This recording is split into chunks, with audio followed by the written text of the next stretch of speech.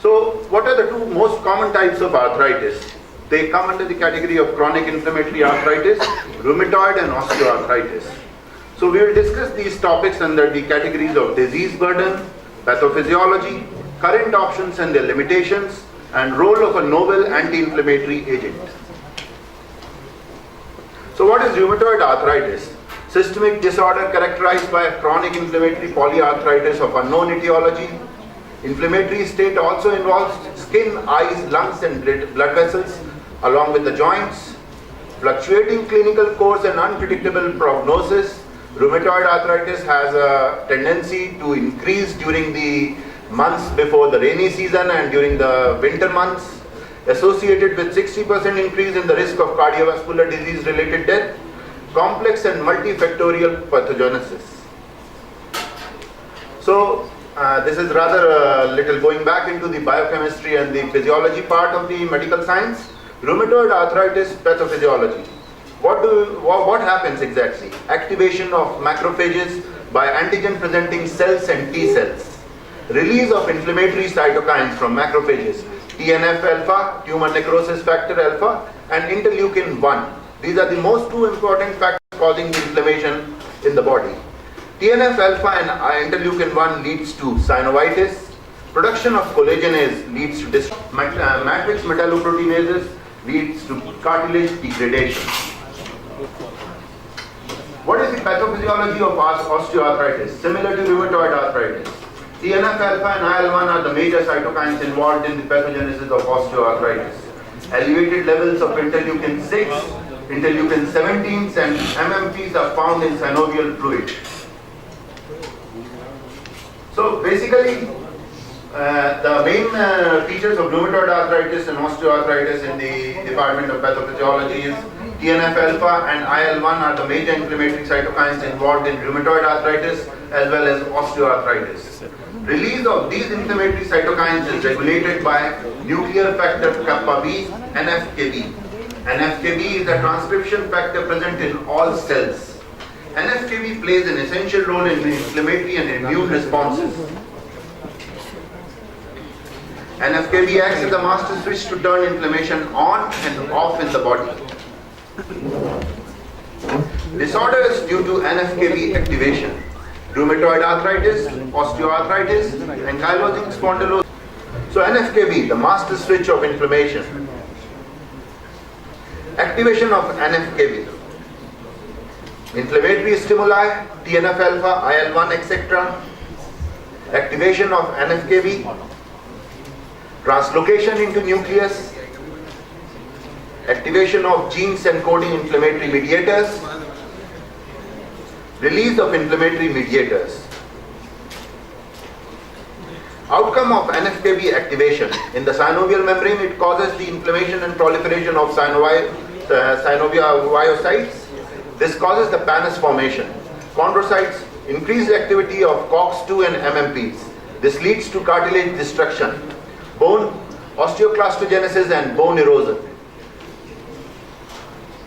So NFKB plays a crucial role in inflammatory and immune responses through the regulation of genes encoding pro-inflammatory cytokines and inducible enzymes. Rheumatoid arthritis and osteoarthritis, current options and their limitations, part 1. Agents that provide only symptomatic relief. First is non-steroidal anti-inflammatory drugs, not suitable for elderly patients, not safe for long-term use. Gastritis, nausea, vomiting and upper GI bleeding. Renotoxicity, hepatotoxicity, increased cardiovascular risk, and multiple other risk factors which are not even mentioned right now. Steroids, not advisable for long-term use. Again, gastritis and ulceration, diabetes, hypertension, osteoporosis, muscle weakness, atrophy, avascular necrosis, increased risk of infections. Part 2, agents that control disease progression, disease-modifying anti-rheumatic drugs, methotrexate, hydroxychloroquine, leflunomide. Methotrexate and hydroxychloroquine are basically drugs used for other diseases, but we have to use them in rheumatoid arthritis also. Slow in action, takes several weeks to show clinical effects, lot of side effects, provides partial response, loss in efficacy with continued use, needs close monitoring of patients for adverse effects, regular LFTs and CBCs. Biologics, anti-TNF alpha, adalimumab, etanercept, infliximab. So these target a specific inflammatory mediator only. Injection site reactions, increased risk of TB and other bacterial infections, CHF, demyelinating diseases, example multiple sclerosis, cancer, expensive therapy. Need for an effective yet safe and well-tolerated anti-inflammatory agent. So we come back to an innovative option for management of arthritis. What we come back to? Curcumin or curcumin. What is this exactly?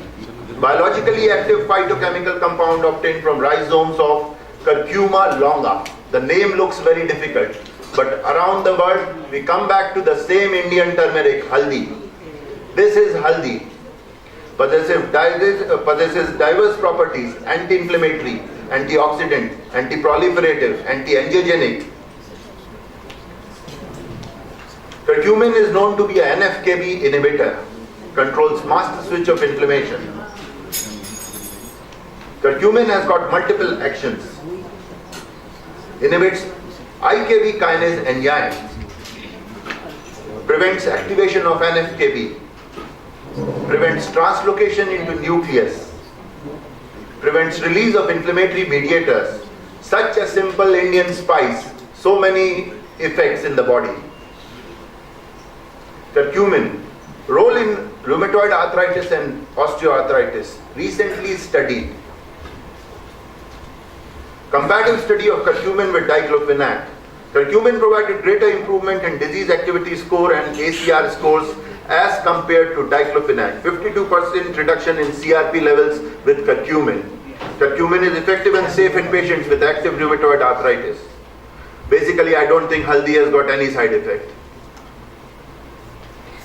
Curcumin in rheumatoid arthritis part 2, a pilot study of curcumin. 18 patients with rheumatoid arthritis were treated with curcumin for 2 weeks.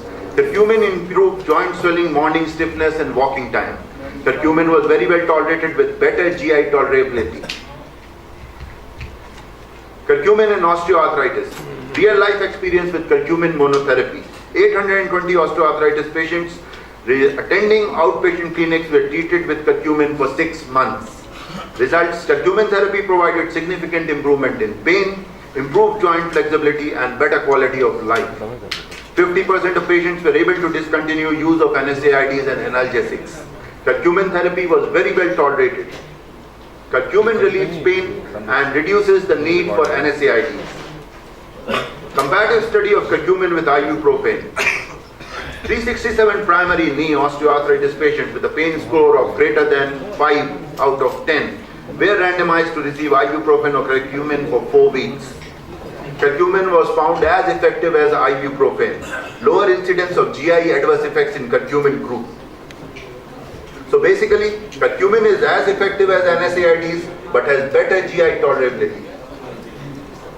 Curcumin in osteoarthritis part 3. Role of curcumin monotherapy. 100 patients of osteoarthritis were treated with curcumin for 8 months. Results: significant decrease in serum inflammatory biomarkers.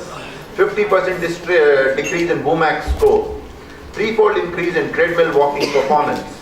In patients already on NSAIDs and analgesics, co-administration of curcumin was associated with decreased need for NSAIDs, marked reduction in GI side effects.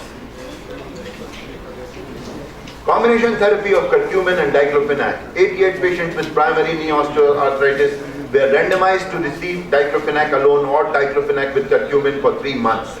As compared to diclofenac monotherapy, combination of curcumin with diclofenac was associated with greater pain relief, better improvement in knee injury and osteoarthritis outcome score.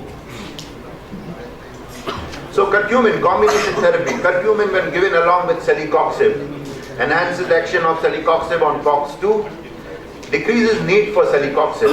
Curcumin when given in combination with prednisolone provides additive anti-inflammatory action through inhibition of inflammatory cytokines, significant reduction in joint swelling and reduction in side effects due to steroids. Curcumin when administered with methotrexate provides synergistic anti-arthritic action, may help to reduce dose of methotrexate, reduce risk of hepatotoxicity and hematological toxicity. Curcumin safety. Curcumin is generally recognized as safe by the US FDA. No noticeable adverse events were observed with doses up to 8 grams daily for 3 months. Recent studies have gone up for the doses up to 12 grams. Unlike NSAIDs, free from adverse effects on kidney, liver or cardiovascular system, even after long-term use. Occasional patients may complain of mild and transient nausea or diarrhea. Bioenhanced curcumin. To overcome limitations of conventional curcumin, a novel formulation of curcumin using self-microemulsifying drug delivery system has been developed. This technology provides nano-sized hydrophilic droplets of curcumin, improved absorption and better tissue penetration. This is a pharmacokinetic study. Bioenhanced curcumin summary: inhibits the master switch of inflammation, NFKB, decreases release of inflammatory prostaglandins and cytokines. Monotherapy found to be effective and safe in treatment of osteoarthritis and rheumatoid arthritis. Efficacy at par with NSAIDs but with better GI tolerability. When given along with NSAID, steroid provides additive synergistic action. This helps to reduce the dosage. When given along with methotrexate, helps reduce the risk of hepatotoxicity. And unlike biologics, can be given orally, is safe and well tolerated. So basically it is a suitable option for monotherapy as well as combination therapy. Curcumin plays in therapy an attractive option in management of rheumatoid arthritis and osteoarthritis, either as monotherapy or combination therapy. Particular useful option in following group of patients: intolerant to NSAIDs, steroids or DMARDs, compromised renal function, hepatic dysfunction, cardiovascular disorders, hypertension and CHF. So basically it's an effective, safe and well tolerated treatment option. We are always looking for different treatment options in the cases of rheumatoid arthritis and osteoarthritis, because all drugs, they don't work well with all the patients. Sometimes all these drugs also fail in some of the patients. Thank you. Let's make life pain-free.